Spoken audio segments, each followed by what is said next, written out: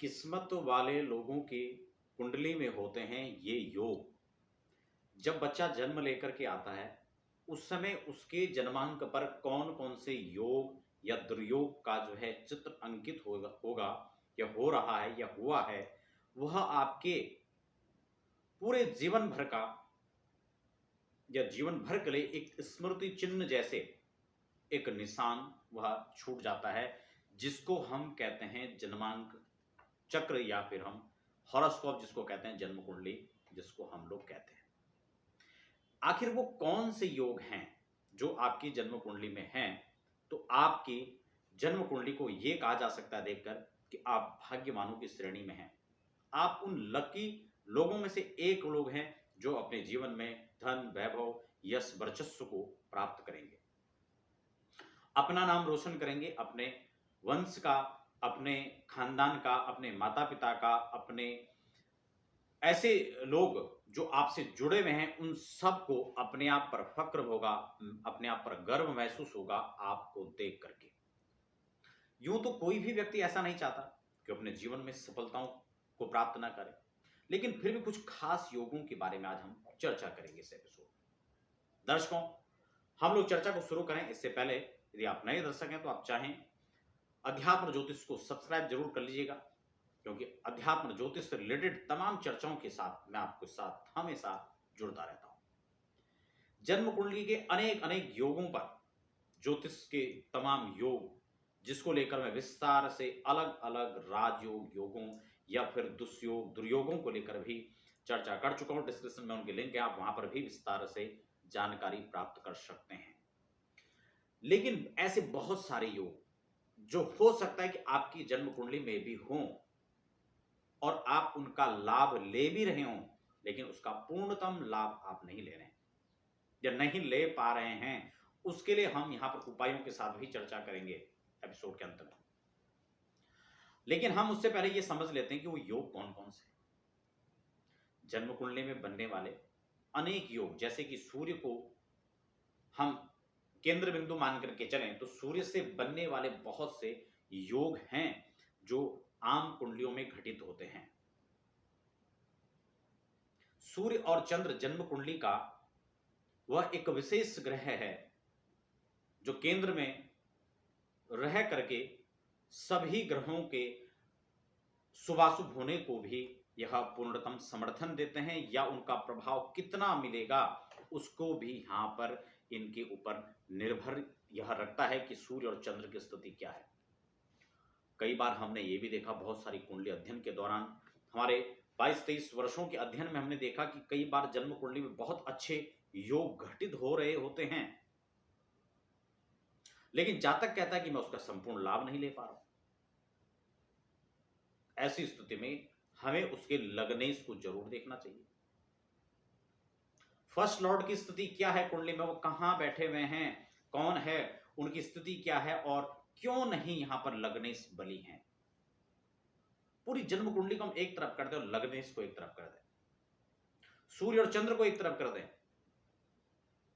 क्योंकि सूर्य और चंद्र दो ऐसे ग्रह जन्म कुंडली के अंदर हैं। कई बार तो हमने ये देखा कि अच्छे अच्छे राजयोग बनने के बावजूद भी सूर्य और चंद्र का निर्बल होने पर वह व्यक्ति उसका संपूर्ण रूप से लाभ प्राप्त नहीं कर पा रहा है। उसका कारण चंद्र और सूर्य की स्थिति मजबूत नहीं है। इनको भी कैसे प्रबल किया जाए उसको भी मैं आपको बताऊंगा, और साथ ही हम यह भी चर्चा करेंगे कि वो कौन कौन से योग हैं। वैसे लग्नेश को लेकर अलग से मैं चर्चा कर चुका हूं, फर्स्ट लॉर्ड कहां कहां बैठे, क्या क्या फल होता है, आप उस वीडियोस को जाकर देख सकते हैं। तो हम सबसे पहले सूर्य की स्थिति समझें। सूर्य को लेकर व्यापक एपिसोड मैं कल भी चर्चा किया हूं। अगर सूर्य मेष राशि के हैं, उच्च के हैं, आप सब जानते हैं, नीच तुला में हो जाएंगे, आप सब जानते हैं, स्वग्रही होकर सिंह राशि पर विराजित होते हैं, इस बात को भी आप समझते हैं। लेकिन साथ साथ में उनका घर कौन सा है। सूर्य अष्टम में बैठना अच्छा नहीं माना जाता, सूर्य का द्वादश में अच्छा नहीं माना जाता बैठना, और कई बार हमने ये भी देखा है कि उच्च का सूर्य द्वादश में बैठ करके भी उसका एक अच्छा संपूर्ण बहुत अच्छे से लाभ नहीं दे पाता है।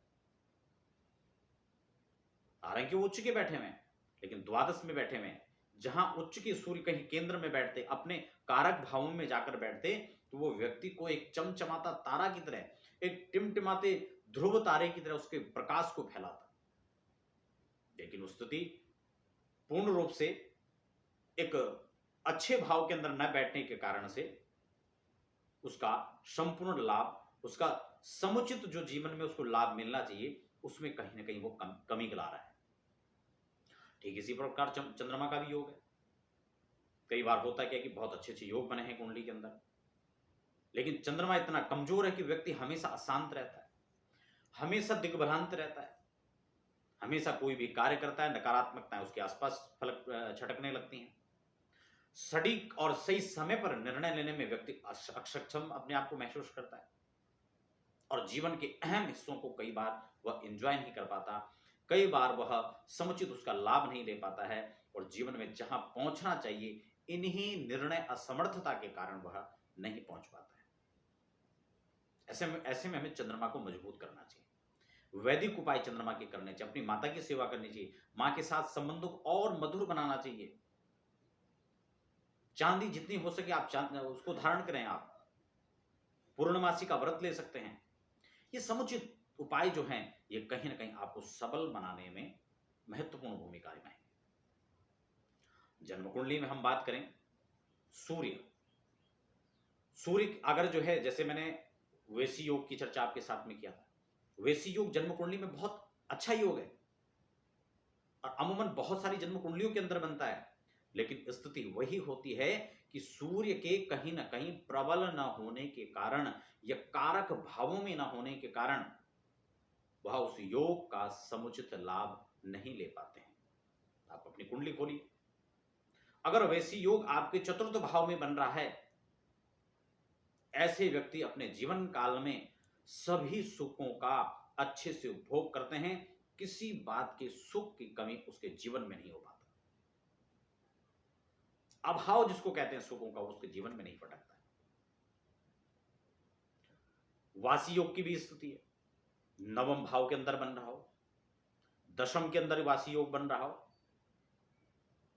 धन भाव के अंदर बन रहा हो, एकादश में बन रहा हो, तो योग अत्यंत श्रेष्ठ फलदायक बनेंगे।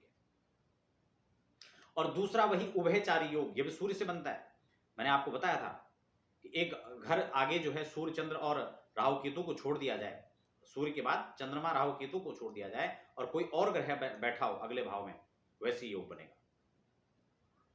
और पिछले घर में कोई बैठा हो तो वासी योग बनेगा, और आगे और पीछे दोनों ग्रहों में सूर्य के साथ कोई ग्रह बैठे हों तो उभयचारी नाम का योग बनेगा। इसके लिए मैं अलग से स्वतंत्र रूप से चर्चा कर चुका हूं, आपने नहीं देखा है वीडियो को तो आप प्लेलिस्ट में जाइए और वहां पर इन वीडियोस को देखें और समझें आप बात।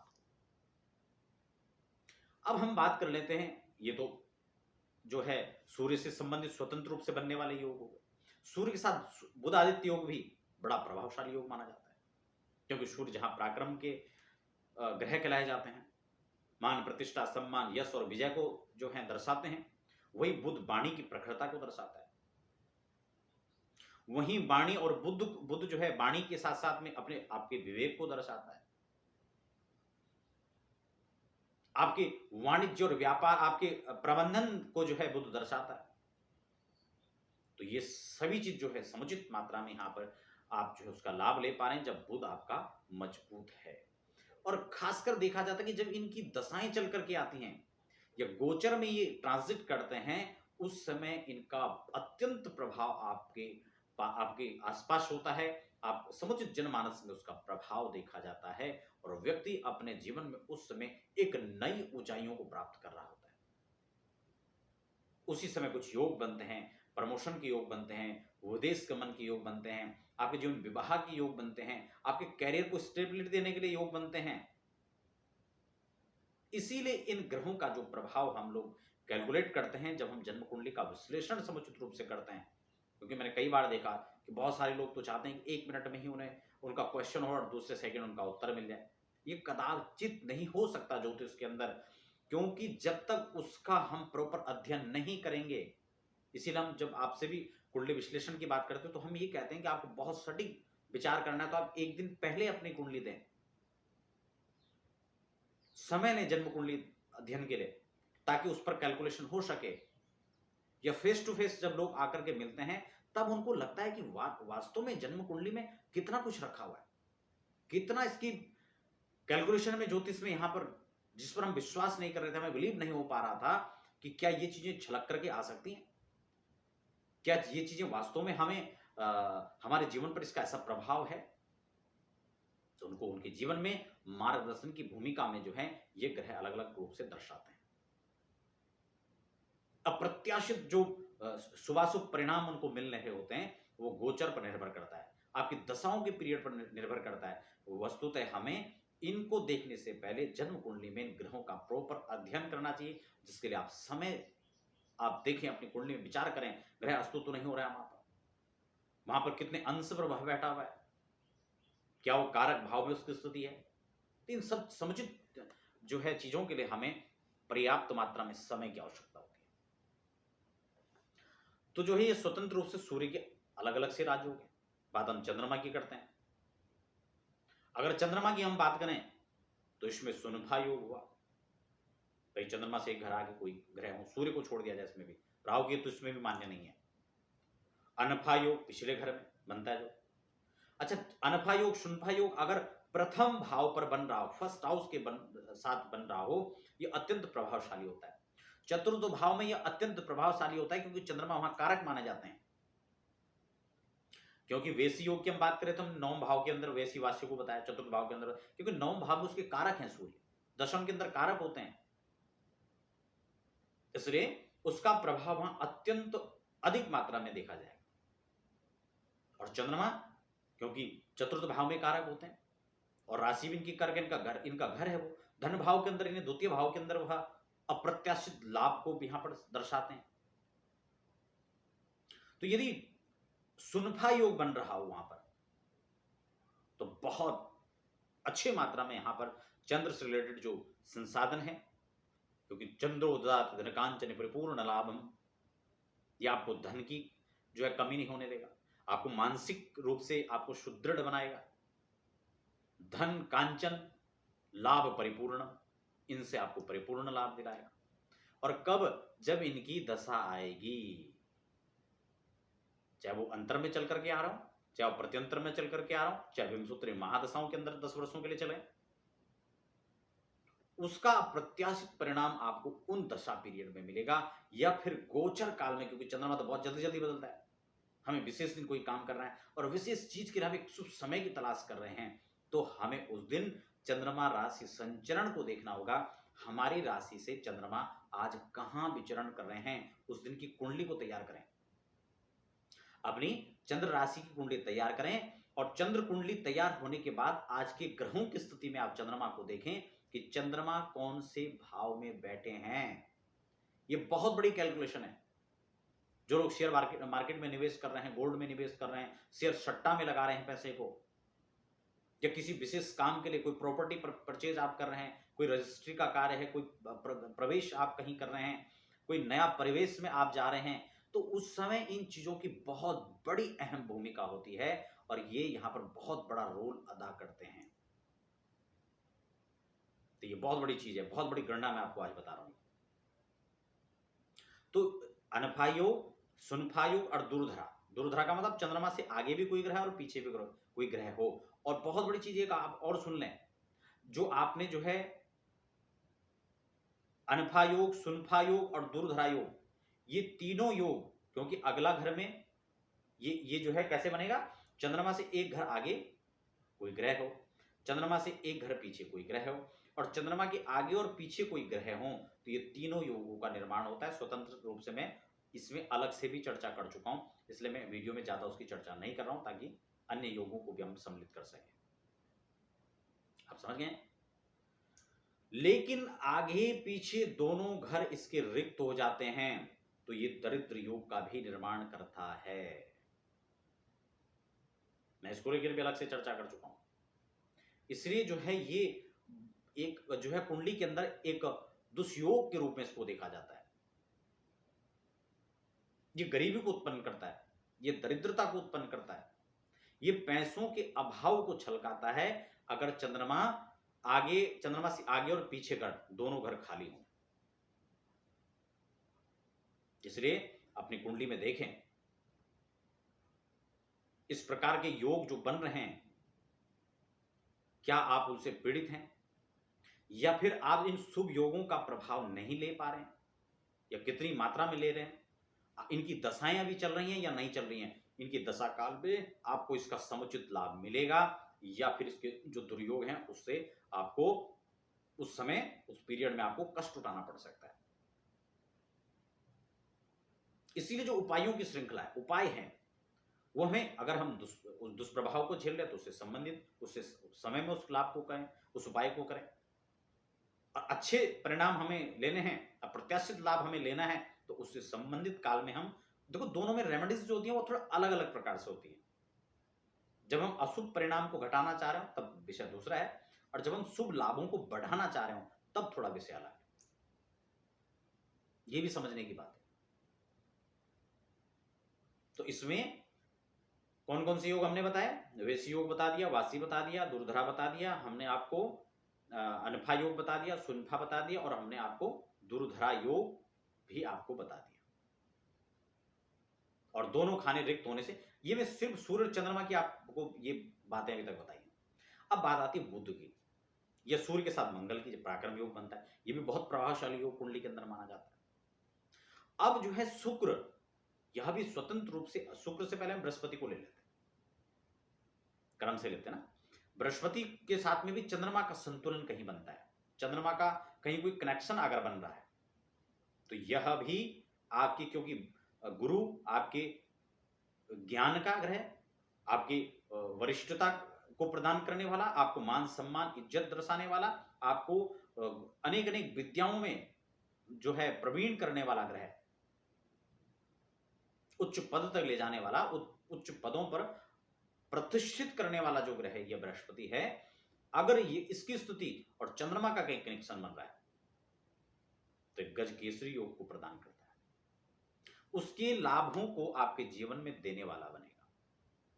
और फिर विषय वही आता है कब देगा, तो वह या तो गोचर में जो प्रभाव बनेगा तब देगा, या फिर जब उसकी दशाएं आपके जीवन काल में आती हैं तब देगा।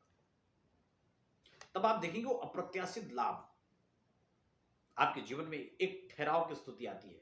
कभी कभी आपके जीवन में एक वृद्धि को आप जो है प्राप्त होते रहते हैं, कहीं भी, कई बार आपने देखा मिट्टी में भी हाथ मारते हैं सोना बनकर बाहर आता है। क्या कारण है?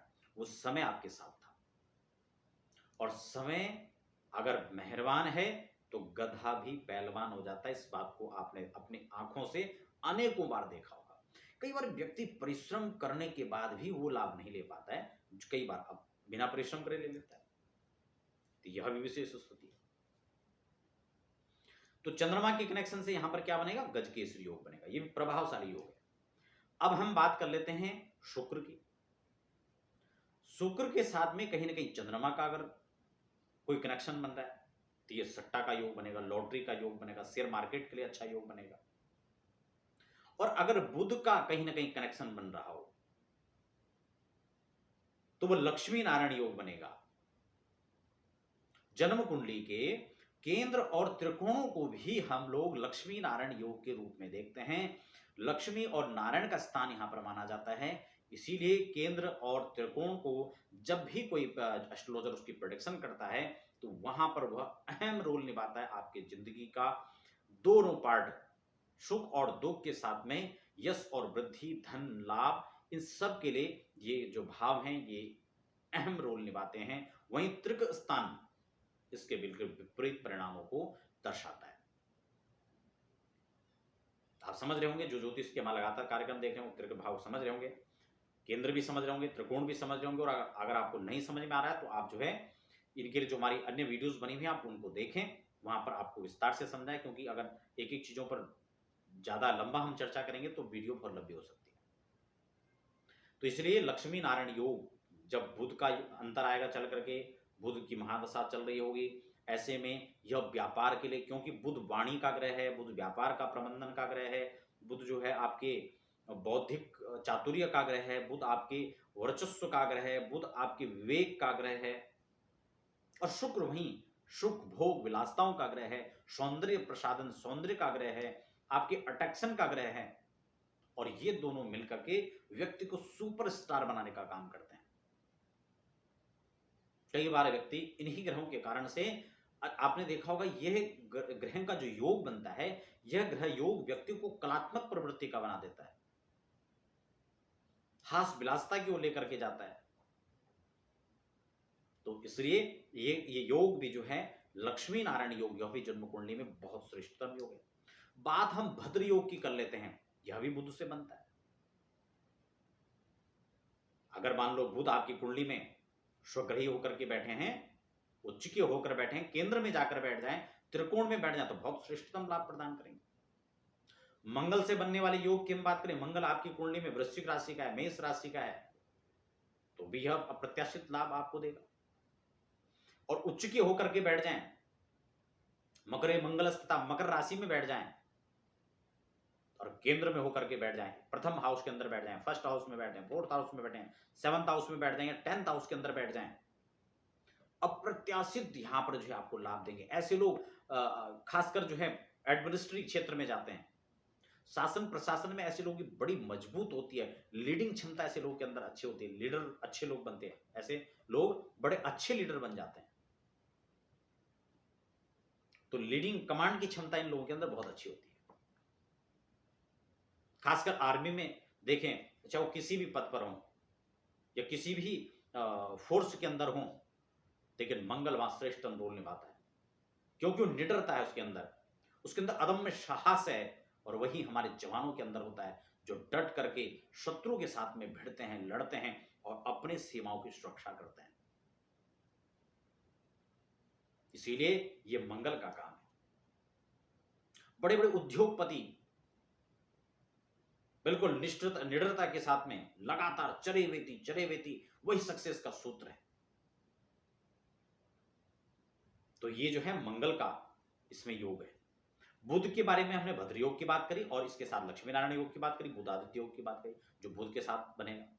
अब बात बृहस्पति की हो चुकी है, चंद्रमा की होगी, शुक्र का हो गया। अब हम शनि की बात कर लेते हैं। शनि भी आपकी कुंडली के अंदर आप देखें, मान लो तुला राशि का होकर बैठा हुआ है, ठीक है ना, या फिर जो है आपके मकर राशि में बैठा हुआ है, या फिर आपकी कुंभ राशि 11 अंक में बैठा हुआ है, यानी 7 नंबर की राशि में बैठा हो, या 10 या आपका 11वां जहां अंक लिखा हुआ है, इनमें से अगर कहीं पर शनि बैठा हुआ है और वहां पर ये गिनतियां लिखी हुई हैं, तो आपका शनि श्रेष्ठ है। ऐसे लोगों को उनके जीवन काल में शनि से संबंधित जो फील्ड शनि के आते हैं, वहां पर अप्रत्याशित लाभ मिलेगा। ससयोग व्यक्ति को शनि देखो जब देता है तो छप्पर फाड़ के देता है, वो बात अलग है कि जब लेता है तो फिर पछाड़ कर लेता है। अपनी दशाओं में शनि बिल्कुल व्यक्ति को चरम सीमाओं तक पहुंचा देता है, व्यक्ति फिर पीछे मुड़कर नहीं देखता। और अगर आप उससे संबंधित दशाएं उनकी चल रही हैं, तो व्यक्ति को अप्रत्याशित लाभ का जो है यहां पर एक संरचनाएं खड़ी हो जाती है।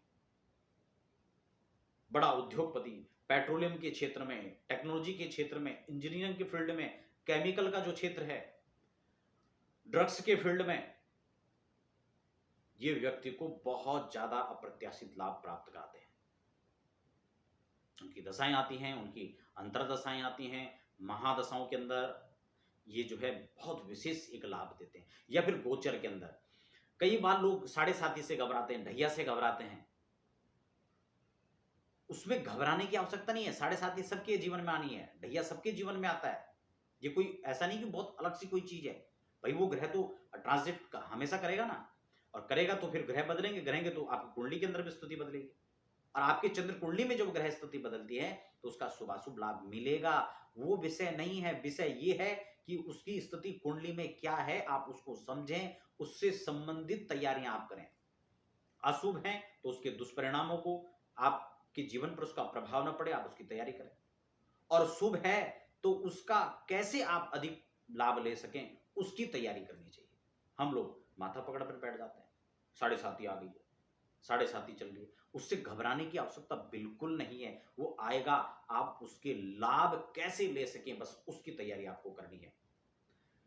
तो ये आप खुद इसकी कैलकुलेशन करें, आप खुद इसको समझें। अगर आपको थोड़ा सा इसमें दिक्कत है तो एक अच्छे ज्योतिषी से आप परामर्श लें।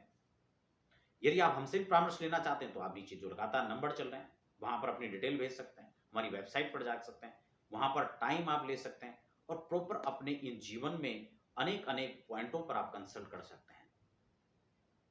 हमेशा एक समय नहीं होता है, कभी हम विद्या के लिए प्रयासरत हैं, कभी हम अपने करियर को लेकर चिंतारत हैं, कभी हम वैवाहिक जीवन को लेकर के परेशान हैं और कभी हम अपने अधेड़ अवस्था में या बुजुर्ग जो बुढ़ापा आ जाता है, बुजुर्ग अवस्था होती है, जर्जर अवस्थाएं होती हैं, उसमें स्वास्थ्य को लेकर चिंताएं, अपने पारिवारिक जनों को लेकर के, तो अलग अलग समय में अलग अलग चीजों की आवश्यकताएं होती हैं, उसके अलग अलग लक्ष्य होते हैं, अलग अलग चुनौतियां होती हैं उसके जीवन में। तो इसलिए उन पॉइंटों पर हमको विचार करना होगा, उनकी गणना करनी होगी, उससे संबंधित लाभ हमको जो है लेने होंगे। उसके लिए आपसे संबंधित रेमेडीज को आप लोग अपने जीवन में उतारें। एक चीज और भी मैं आपसे निवेदन करना चाहूंगा, कई बार हम लोग टोना टोटका और ये कर दो वो कर दो, इन चीजों में ज्यादा बिलीव करते हैं। मुझे मालूम नहीं है कि कौन सी चीजें किस हिसाब से वो लोग कहते हैं, उसका लॉजिक क्या है, वो उन लोगों को पता होगा, उसके बारे में आप कभी जानें, पूछें। कुछ चीजें ऐसी हैं कि जो हमारे सनातन संस्कृति का जो हिस्सा है, हमारे वैदिक एस्ट्रोलॉजी का हिस्सा है, वो चीजें बिल्कुल प्रामाणिक हैं, तथ्यों पर आधारित हैं, उनका जो इफेक्ट है वो प्रत्यक्ष है। हो सकता है कुछ क्रियाएं ऐसी जिसमें समय लग सकता है, लेकिन कुछ चीजें ऐसी भी जो तत्काल प्रभाव देने वाली हैं, तो ये विषय अलग अलग हो सकता है।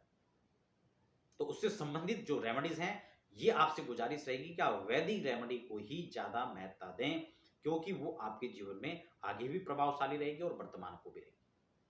कई बार हम बहुत जल्दी लाभ लेने के चक्कर में हम साइड इफेक्ट को भूल जाते हैं, तो हमें इस चीज को भी अपने दिमाग में रखना होगा। तो दर्शकों, इस चर्चा में, इस कार्यक्रम में, इस एपिसोड में आज मैंने आपको बताने का प्रयास किया कि सूर्य से लेके चंद्र, राहु, इसमें राहु और केतु की चर्चा हमने नहीं की। मैं आगे आने वाले एपिसोड में उसके लिए भी स्वतंत्र रूप से चर्चा करूंगा। लेकिन सूर्य से लेकर के और शनि तक जब ग्रह आपकी कुंडली में बैठते हैं, इनका जो स्वतंत्र रूप से फल होता है, वह आपके जीवन में कैसे प्रभाव देता है, इसको हम लोग समझें। दर्शकों, ज्योतिष और इस एपिसोड से संबंधित कोई आपका प्रश्न होता है, मुझे कमेंट बॉक्स में लिखें और अधिकतम अपनी बारे में आप पर्सनल जानकारी के लिए आप मुझे हमारी वेबसाइट पर हम समय ले सकते हैं, या फिर लगातार जो नंबर नीचे फ्लैश हो रहे हैं उस पर आप समय लेकर स्वतंत्र रूप से चर्चा कर सकते हैं।